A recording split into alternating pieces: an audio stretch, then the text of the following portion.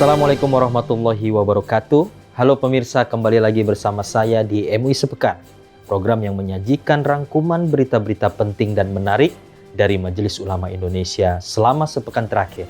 Bersama saya Arif Hasibuan, segera kita simak MUI Sepekan selengkapnya, hanya di MUI TV, rujukan umat, inspirasi dunia.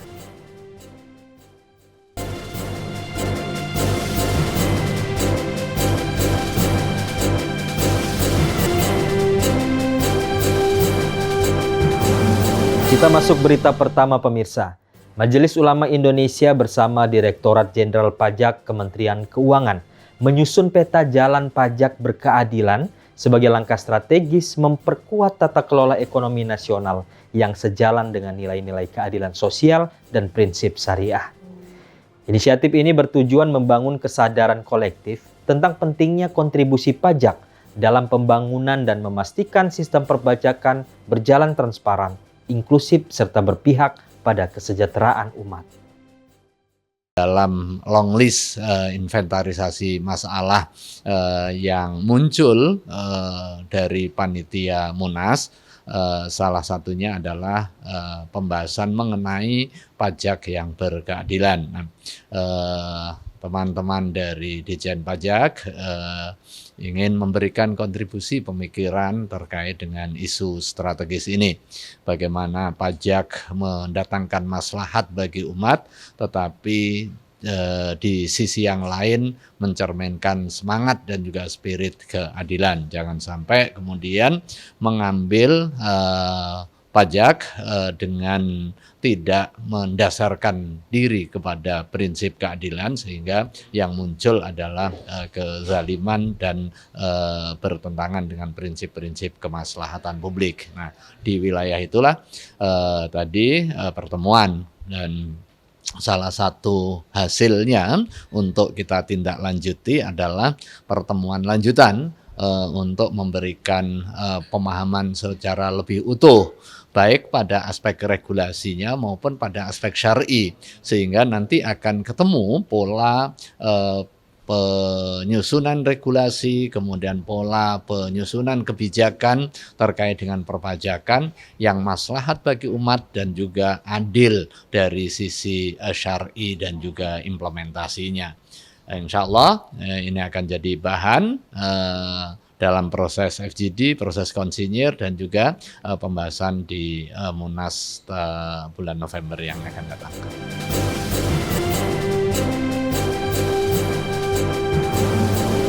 Kita beralih ke berita selanjutnya pemirsa. Gerakan Nasional Anti Narkoba Majelis Ulama Indonesia menegaskan komitmennya untuk terus mengedukasi masyarakat tentang bahaya penyalahgunaan narkoba melalui pendekatan dakwah, literasi, dan kolaborasi lintas lembaga. Upaya ini dilakukan sebagai bentuk tanggung jawab moral MUI dalam melindungi generasi bangsa dari ancaman narkotika yang merusak akal, moral, dan masa depan umat. Berikut liputannya. Kenas Anar MUI itu sudah mempunyai 33 Kenas Anar provinsi dan juga kabupaten kota, di mana tujuannya itu adalah memberikan suatu sosialisasi, edukasi bagi penyalahguna narkotika. Jadi penyalahguna narkotika ini adalah korban. Maka suatu program yang dibuat selama satu periode ini adalah memberikan suatu sosialisasi dan edukasi kepada masyarakat luas di sekolah-sekolah, organisasi masyarakat, kemudian juga memberikan suatu konseling terpadu bagi penyalahgunaan narkotika. Nah, ini program-program ini yang harus kita ketahui semua, bahwa program ini adalah menunjang program pemerintah dengan adanya Indonesia Bersinar, yaitu bersih narkoba. Presiden Bapak Prabowo mencanangkan dalam program prioritasnya dalam Astacita ke-7 itu adalah tentang narkoba. Nah, ini yang harus menjadi suatu upaya Kenas Anar untuk mensupport pemerintah, mendorong pemerintah supaya komitmen, konsisten, dan memberikan layanan kepada penyalahgunaan narkotika. Nah, kedepannya program yang akan datang supaya ini diteruskan, dilanjutkan lagi, sosialisasi, edukasi, dan rehabilitasi, itu digandaskan untuk dilanjutkan nanti kepada pengurus yang baru pada periode yang akan datang, agar supaya masyarakat memiliki kesadaran melalui suatu sistem organisasi yang paling kecil, yaitu adalah keluarga. Jadi keluarga punya peran yang sangat penting, keluarga punya peran yang sangat baik sekali untuk mengajak anggota keluarga agar menjauhi narkoba.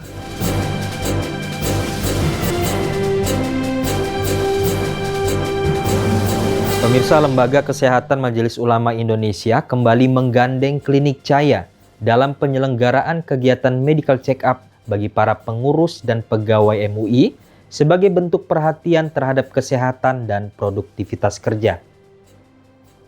Program ini merupakan bagian dari komitmen Lembaga Kesehatan MUI dalam mewujudkan budaya hidup sehat di lingkungan lembaga keagamaan, sekaligus memastikan para penggerak dakwah dan pelayan umat memiliki kondisi fisik yang prima. Ini adalah program medical check-up sebagai bagian program dari Lembaga Kesehatan Majelis Ulama Indonesia. Kita di dalam tahun kelima dalam periode kepengurusan kali ini adalah kerjasama yang ketiga di dalam medical check-up untuk para pimpinan daripada MUI.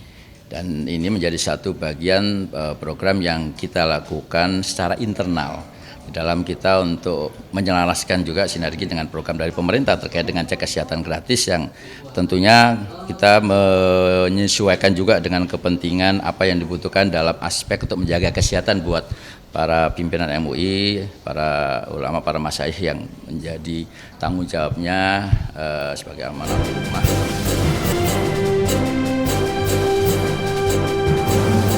Melalui program DI Champion 2, Komisi Dakwah Majelis Ulama Indonesia menyiapkan para dai muda berkualitas untuk dipromosikan di berbagai media penyiaran, baik televisi, radio, maupun platform digital. Inisiatif ini bertujuan melahirkan dai yang tidak hanya memiliki kemampuan dakwah yang mumpuni, tetapi juga adaptif terhadap perkembangan teknologi komunikasi dan kebutuhan masyarakat di era modern. Sekalian, alhamdulillah hari ini Komisi Dakwah mengadakan kegiatan Dai Champion 2. Kegiatan kompetisi antar dai standarisasi Majelis Ulama Indonesia. Alhamdulillah hari ini acara sangat meriah sekali yang diikuti oleh sekitar 49 dai-daiyah dari Jawa dan luar Jawa.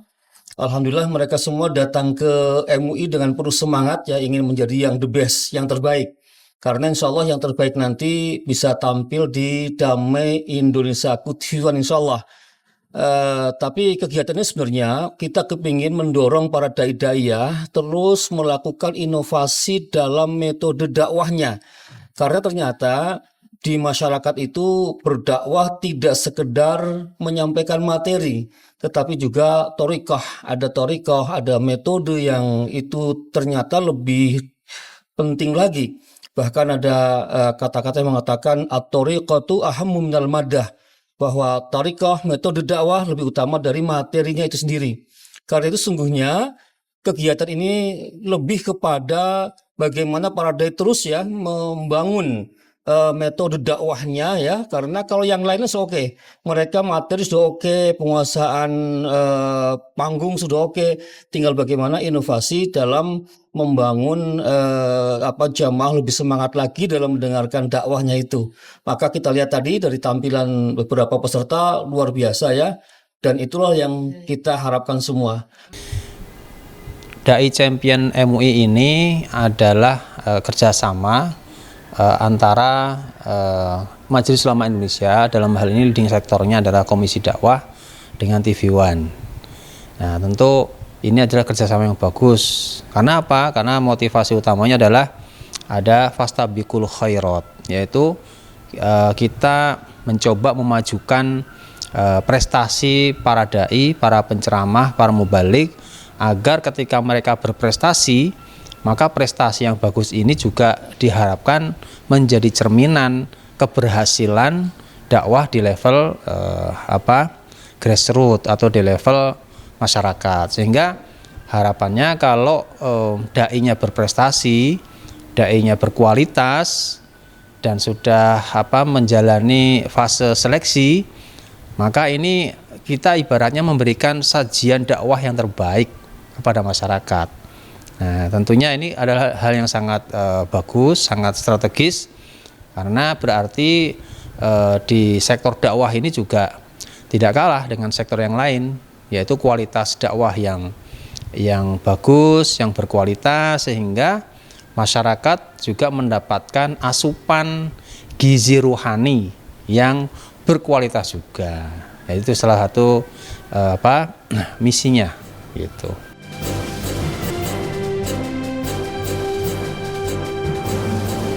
Ya, pemirsa, Majelis Ulama Indonesia menekankan pentingnya setiap prosedur medis berbasis stem cell dalam pengobatan modern tetap dilakukan dengan mempertimbangkan aspek etika, keamanan, dan kehalalan yang berkesesuaian dengan prinsip-prinsip hukum Islam agar inovasi kesehatan tetap sejalan. Terkait hal tersebut, apakah boleh masyarakat berobat menggunakan sel punca? Dan informasi ini sekaligus mengakhiri jumpa kita dalam MUI Sepekan pada episode kali ini. Akhir kata, saya Arif Hasibuan mewakili seluruh kru yang bertugas mohon undur diri. Terima kasih atas perhatian Anda. Tetap saksikan MUI Sepekan hanya di MUI TV, rujukan umat inspirasi dunia. Wassalamualaikum warahmatullahi wabarakatuh.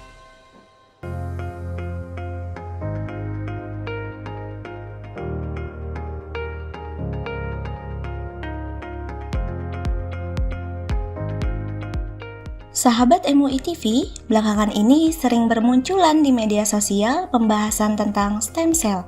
Sebetulnya apa sih stem cell itu? Penggunaannya buat apa? Lalu, sebagai umat Islam, apakah penggunaan stem cell ini diperbolehkan atau justru diharamkan? Nah, kita kenalan dulu yuk sama yang satu ini. Stem cell atau sel punca adalah sel induk istimewa yang memiliki dua kemampuan utama, sahabat. Yang pertama, stem cell itu bisa memperbanyak diri, dan yang kedua, stem cell bisa berdiferensiasi menjadi berbagai jenis sel tubuh yang terspesialisasi seperti sel saraf atau sel otot. Maka dari itu, sahabat MUI TV, kemampuan ini membuat stem cell berpotensi besar dalam pengobatan modern untuk memperbaiki atau mengganti jaringan tubuh yang rusak akibat penyakit, cedera, atau penuaan melalui terapi regeneratif. Walau pengobatan melalui metode ini tergolong pengobatan yang memerlukan dana yang cukup banyak, tetapi di Indonesia sendiri, pengobatan dengan metode ini termasuk menjadi solusi yang populer loh, sahabat. Oleh karena itu, pentingnya ada panduan terkait hukum dalam Islam mengenai penggunaan stem cell ini, sahabat. Majelis Ulama Indonesia telah mengeluarkan fatwa mengenai penggunaan stem cell atau sel punca untuk pengobatan, yaitu Fatwa MUI nomor 51 tahun 2020.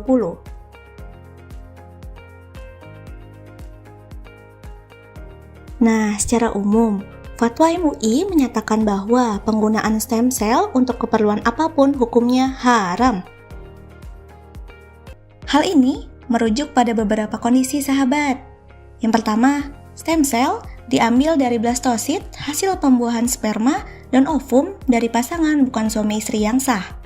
Kemudian, stem cell yang diambil dari janin yang keguguran akibat kesengajaan atau tanpa alasan medis, juga dari janin yang sengaja digugurkan agar dapat digunakan sebagai sumber stem cell. Selain itu, keharaman yang terjadi apabila pengambilan dan atau penggunaan stem cell memenuhi salah satu kriteria sebagai berikut. Yang pertama, pengambilan stem cell yang dapat berakibat kesulitan hidup atau bencana bagi pendonor maupun penggunaannya bagi penerima stem cell. Kemudian, penggunaan stem cell untuk tujuan pengobatan yang masih diragukan efektivitasnya.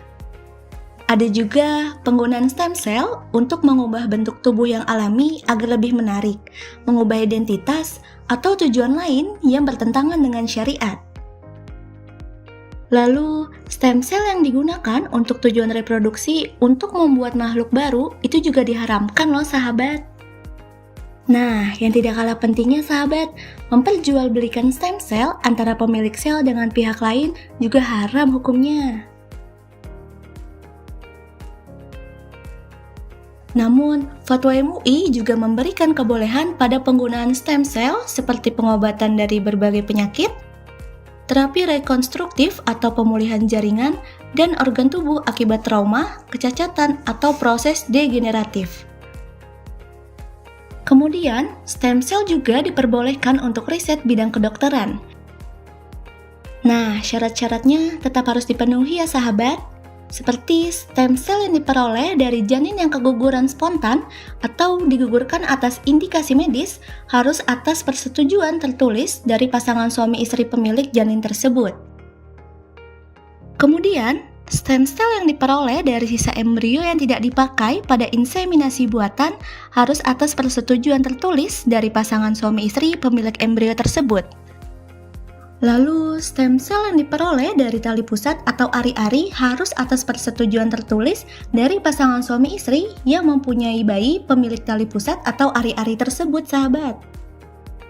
Berikutnya, stem cell yang diperoleh dari sel anak harus atas persetujuan tertulis dari kedua orang tuanya.